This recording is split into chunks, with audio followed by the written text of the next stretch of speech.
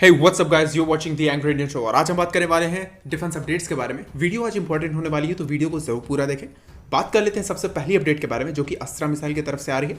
आपको ऑलरेडी मैंने दिन में वीडियो बना के बताया हुआ था कि अस्त्रा मार्क 2 का जो टेस्ट है वो मोस्ट पॉसिबल है कि Q1 जो कि 2021 में है किया जा सकता है और साथ ही साथ आने वाले 2022 में उसका जो इंडक्शन है वो भी किया जा सकता है।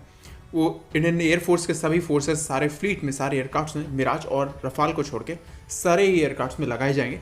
लेकिन यहाँ अस्त्रा मार्क 1 से भी कुछ खबर निकल के आ रही है। जैसे कि आपको ऑलरेडी पता होगा अस्त्रा मार्क 1 70 से लेके 110 किलोमीटर तक मार करने में सक्षम है। तो इस मिसाइल को MiG-29K और साथ ही साथ लाइट कॉम्बैक्ट एयरक्राफ्ट जैसे कि तेजस मार्क 1 हुआ और तेजस मार्क 1 में भी इंटीग्रेट किया जाएगा। और इसके जो ऑर्डर्स दिए गए थे उसका जो प्रोडक्शन है वो ऑलरेडी शुरू कर दिया गया है भारत डायनामिक्स लिमिटेड के द्वारा। साथ ही साथ भारत डायनामिक्स लिमिटेड ने भारत इलेक्ट्रॉनिक्स लिमिटेड से बात की है कि उसके जो सीकर्स होते हैं बेसिकली जो मिसाइल्स के सीकर होते हैं जहाँ पे कुछ रशियन सीकर्स भी लगे हुए थे कुछ यूनिट्स में, तो उसको अब रिप्लेस करके अब पूरी तरीके से इंडिजिनस किया जाए। साथ ही साथ अस्त्रा मार्क 2 को एक्सपोर्ट भी किया जाने की बात की जा रही है कि इसमें कुछ मॉडिफिकेशंस किए जाएंगे आने वाले फ्यूचर में। जैसे कि आप कह सकते हो कुछ स्विचेस दिए जाएंगे, जैसे कि जो सिस्टम अपने पास रखते हो डेफिनेटली उससे एक डाउनग्रेडेड सिस्टम ही किसी कंट्री को देते हो, वो system same to same system नहीं मिल पाता किसी भी कंट्री को। सेम एज S-400 जो रशिया के पास है वो हमें नहीं मिल पाएगा। तो उसी तरीके से आप कह सकते हो कुछ मॉडिफिकेशंस करने के बाद ही किसी दूसरे कंट्री को एक्सपोर्ट किया जाएगा, पर एक्सपोर्ट का जो प्रॉब्लम है वो बहुत ही जल्द सॉल्व कर लिया जाएगा और साथ ही साथ बहुत जल्द एक्सपोर्ट भी किया जाएगा। बात कर लेते हैं नेक्स्ट अपडेट के बारे में जो कि आ रही है एथॉस सिस्टम की तरफ से। आपको ऑलरेडी पता होगा एल्बिट सिस्टम ये जो एथॉस बनाती है उसने बात की है कि 70% से ज़्यादा इंडिजिनाइज इक्विपमेंट्स का यूज़ करेंगे एथॉस सिस्टम में जिन्होंने कल्याणी ग्रुप के साथ ही बेसिकली टाइप करके रखा हुआ है। और इनका कहना ये है कि ये जो 155 mm की आर्टिलरी गन है इसको बेसिकली ये मेड इन इंडिया ही बनाएंगे और साथ ही साथ जब पूरी तरीके से बन जाएगा तो उसके बाद इसको इंडिया से ही एक्सपोर्ट करेंगे। इसका एक नया ब्रांडिंग नेम देंगे, मतलब इसको टोटली एक इंडिया का ही सिस्टम बनाएंगे जिसमें जो भी शेयर होगा वो इजराइल भी लेगा और इंडिया भी लेने वाला है। तो एक अच्छा मूव हो सकता है, लेकिन फिर भी मेरा पर्सनली मानना यह है कि हमें ATGS ही खरीदना चाहिए क्योंकि खुद की कंपनी होती है। यहाँ पे कोई रिस्ट्रिक्शंस नहीं है, कोई भी किसी भी तरीके का हमें शेयर किसी के साथ बांटना नहीं है। अपनी खुद की कंपनी रहेगी तो ज़्यादा बेटर है। इवन हमारा जो ATGS है इसकी जो फायर पावर है वो भी काफ़ी ज़्यादा है एथॉस सिस्टम से। डेफिनेटली एथॉस सिस्टम थोड़ा हल्का है, लेकिन इन फ्यूचर अगर मॉडिफिकेशंस करें तो हम ATGS को भी कम कर सकते हैं, मतलब आप कह सकते हो इसका भी जो वेट है वो कम कर सकते हैं। अब बात कर लेते हैं नेक्स्ट अपडेट के बारे में जो कि हमारे CDS की तरफ से आ रही है। मतलब CDS के साथ जो बातचीत की जा रही थी तो वहाँ पे पता चला है कि कैरियर और सबमरीन्स को लेकर उन्होंने बात की है। उन्होंने कहा है कि कैरियर्स और सबमरीन्स दोनों ही इंपॉर्टेंट है हमारे लिए। मतलब कि जैसे कि आपको ऑलरेडी पता होगा कुछ दिनों पहले ही बहुत ज़्यादा क्वेरीज में चीज़ें चल रही थी कि सबमरीन्स लेने चाहिए या फिर कैरियर्स लेने चाहिए। यहाँ पे दोनों ही चीज़ें इंपॉर्टेंट हैं हमारे लिए आज के समय में। लेकिन फिर भी जो हमारे बेसेस हैं बेसिकली आप कह सकते हो जो आइसलैंड है उसको हम यूज़ कर सकते हैं एज अ एयरक्राफ्ट कैरियर, लेकिन इस पर अभी भी स्टडीज़ चल रही हैं। मतलब कि जो स्टडीज़ है वो बेसिकली अभी भी की जा रही है कि कौन सी चीज़ों की सबसे ज़्यादा ज़रूरत है। उन्होंने नेवी की एयरविंग के लिए मना नहीं किया, उन्होंने कहा है कि नेवी को एयरविंग मिलेगी, नेवी को जितनी रिक्वायरमेंट होगी उतनी एयरविंग मिलेगी और लेकिन एयरक्राफ्ट कैरियर पर अभी भी बात की जा रही है।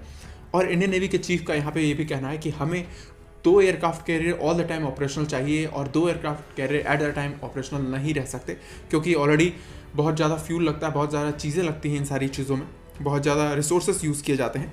तो इस वजह से हमें 3 एयरक्राफ्ट कैरियर चाहिए जिसमें 2 aircraft carrier all the time use में रहें और 1 एयरक्राफ्ट कैरियर बैकअप में रहे।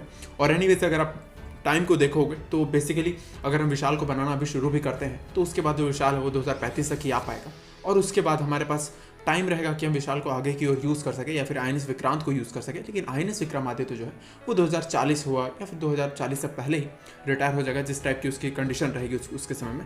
इसीलिए हमें अभी से ही बेसिकली इस पर ध्यान देना चाहिए और जो नेक्स्ट डेकेड आने वाला है मतलब आने वाले कुछ महीनों के बाद उसको जो स्टडीज़ हैं उसको कंप्लीट करने के बाद हमें एयरक्राफ्ट कैरियर भी बनाना स्टार्ट कर देना चाहिए। मतलब उसके लिए जो भी फंडिंग है उन सारी चीज़ों की प्लानिंग उसी समय से कर लेनी चाहिए। और वहीं पे है जैसा कि आपको ऑलरेडी पता होगा इंडियन फोर्सेस ने बेसिकली आउट परफॉर्म किया था कुछ समय पहले ही चाइनीज़ को। तो बेसिकली यहाँ पे मैंने पहले भी बताया है, कई बार अपने वीडियोस में बताया है आप लोगों को कि चाइना बेसिकली हमें हर बार टेस्ट करता रहता है कि अभी इंडियन फोर्सेस की पावर क्या है, कुछ समय बाद कौन सी क्या पावर होने वाली है या फिर कुछ सालों बाद वो किस तरीके से परफॉर्म करने वाले हैं। इन सारी चीज़ों को चाइना चेक करता रहता है। उनका अटैक करने का कभी भी प्रोग्राम नहीं है। जब वो समझ जाएंगे कि हम इतने ज़्यादा पावरफुल हो चुके हैं कि इंडिया कुछ भी नहीं कर सकता तब मोस्ट पॉसिबल है कि वो अटैक कर सकते हैं। लेकिन आज के समय में वो सिर्फ और सिर्फ जो अपनी कमियाँ हैं उसको निकालने के लिए खुद को और पावरफुल बना रहे हैं इस तरह के कॉन्फ्लिक्ट को करके। इसी तरीके से आप देखोगे तो अभी कुछ दिनों पहले की ये पिक्चर निकल के आई थी, मतलब 5 दिसंबर के आसपास की। यहाँ पे बेसिकली चाइना ने अपने जो लेक्स हैं उसके पास हेलीपैड्स बनाने स्टार्ट कर दिए। ये सिर्फ एक हेलीपैड्स नहीं है, यहाँ पे कई सारे हेलीपैड्स हैं। इसका मतलब चाइना बेसिकली वहाँ पे और प्रिपेयर हो रहा है, अपने एरिया को और एक्सपैंड कर रहा है और अपनी जो कंडीशन है उसको और भी मजबूत कर रहा है चाइना वहाँ पे। अब बात कर लेते हैं एक और अपडेट के बारे में, जो कि एक अच्छी अपडेट आप कह सकते हो, मतलब एक पार्शियली अच्छी अपडेट है। DARPA मतलब कि defence advance research progress agency, जो कि बेसिकली आप कह सकते हो यूनाइटेड स्टेट्स की ही एक कंपनी है, मतलब एक गवर्नमेंट कंपनी है।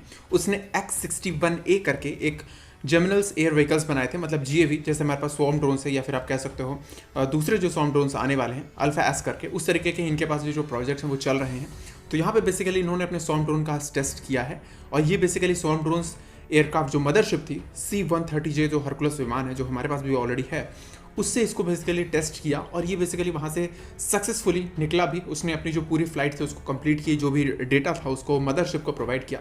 लेकिन उसके बाद जब इसको बारी आई इसको बैकअप करने की, मतलब कि वापस से एयरक्राफ्ट में आ जाए, तो वहाँ पे दिक्कत आई, वहाँ पे ये जाकर क्रैश कर गया, वहाँ पे बैकअप नहीं हो पाया। और ये जो आप कह सकते हो जो स्वॉर्म ड्रोन था, ये बेसिकली पूरी तरीके से AI बेस्ड ही था, मतलब कि इसमें आर्टिफिशियल इंटेलिजेंस लगे हुए थे कि उसको कैसे काम करना है पूरी ऑटोनमस मोड में। तो आप कह सकते हो हम अब नेक्स्ट डेकेड में नेक्स्ट जनरेशन में पढ़ रहे हैं, मतलब कि आप कह सकते हो कि अब हमारे पास नए टेक्नोलॉजीज़ की ज़रूरत हो रही है। और आई होप कि HAL भी इस चीज़ पे काम कर रही हो और बहुत ही जल्द इसका जो टेस्ट है वो HAL के द्वारा भी किया जाएगा, क्योंकि HAL भी बेंगलुरु बेस्ड कंपनी के साथ मिलकर काम कर रही है और बेंगलुरु बेस्ड कंपनी जो है वो यूनाइटेड स्टेट्स के साथ मिली हुई है। अब बात कर लेते हैं एक और अपडेट के बारे में। यहाँ पे जो अपडेट आ रही है पाकिस्तान के नए अब्बा हुजूर यानी कि टर्की की तरफ से आ रही है।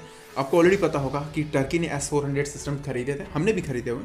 यूनाइटेड स्टेट्स ने इंडिया को भी धमकी दी थी कि उन्हें सैंक्शंस लग सकते हैं काटसा कानून के तहत, लेकिन इंडिया ने बात नहीं मानी और इंडिया ने बेसिकली 5 यूनिट्स खरीद लिए S-400 सिस्टम के, क्योंकि काटसा कानून जब यूनाइटेड स्टेट्स ने बोला था उससे पहले इंडिया ने इस डील के लिए बात कर ली थी। लेकिन टर्की ने बेसिकली सबसे बड़ी प्रॉब्लम क्या की, उन्होंने S-400 सिस्टम खरीदने के बाद F-16 को उसको टेस्ट किया, साथ ही साथ दुनिया में ये भी बता दिया कि बेसिकली जब हम F-16 को इजीली टारगेट कर सकता है S-400 सिस्टम, साथ ही साथ S-400 सिस्टम की जो मार्केटिंग है उसको काफ़ी ज़्यादा बढ़ा दिया। और इवन ये सारी चीज़ें यूनाइटेड स्टेट्स को अच्छी नहीं लग रही थी, क्योंकि टर्की बेसिकली F-35 का मेंबर था, मतलब F-35 के कुछ पार्ट्स टर्की में बनते थे, इसलिए यूनाइटेड स्टेट्स ने सैंक्शंस लगा दिए हैं। वहाँ के नेशनैलिटी, मतलब जो लोग होंगे वो नेशनैलिटी ईजी नहीं ले पाएंगे, या फिर वीज़ा के प्रॉब्लम्स हो गए, या फिर आप कह सकते हो उनके जो डिफेंस कंपनीज हो गई जो डिफेंस के इक्विपमेंट्स बनाते हैं, उन सभी लोगों पे सैंक्शंस लगा दिए गए हैं, जो कि आने वाले समय में इफेक्ट करेंगे काफ़ी सारे इक्विपमेंट्स पे। तो ट्रंप बेसिकली जाते जाते भी कुछ ना कुछ अच्छा काम करते जा रहे हैं। तो आपको क्या लगता है इन सारी चीज़ों के बारे में? कमेंट करके ज़रूर बता देना। आज के वीडियो के लिए इतना ही। अंत तक वीडियो को देखने के लिए धन्यवाद। जय हिंद।